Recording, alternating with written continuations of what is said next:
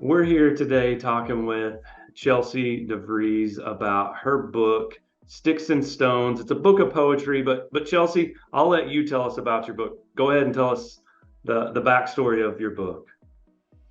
Sticks and Stones is the story of my experience working in a toxic work environment, told through poetry and prose with themes of mental health, suicide, love, heartbreak, and autism awareness.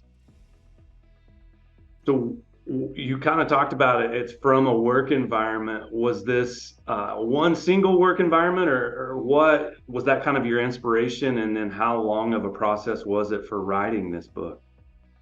The work environment was just one place. And it was actually my first full-time job that I had in my life. And it was an office job.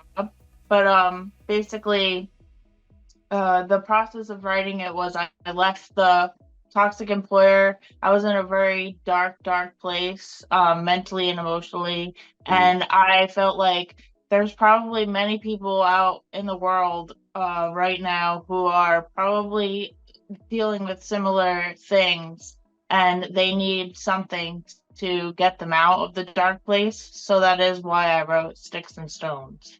So it was almost kind of like a self therapy, but also with the hopes of inspiring and helping others that might be facing similar circumstances, it sounds like.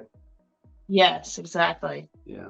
It was very Well, therapeutic to sit down and write it, but yeah, I just always had that notion that possibly there's someone out there that feels the same way and I want to help them. absolutely. Well, how long of a process from start to finish was it? Several weeks, several months? How long did it take you to write these poems and prose and get this book out there?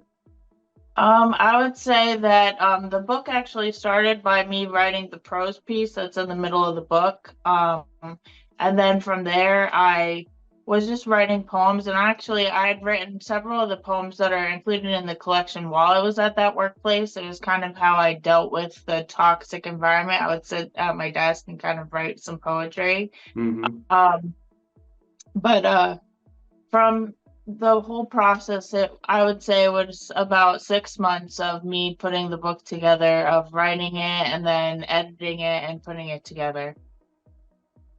And One then I question. ended up republishing it. This is actually the second version of the book Okay. because ended up writing 41 new poems. So I wanted to add them to the collection because I felt like they Wow. stood So for. you expanded the first edition.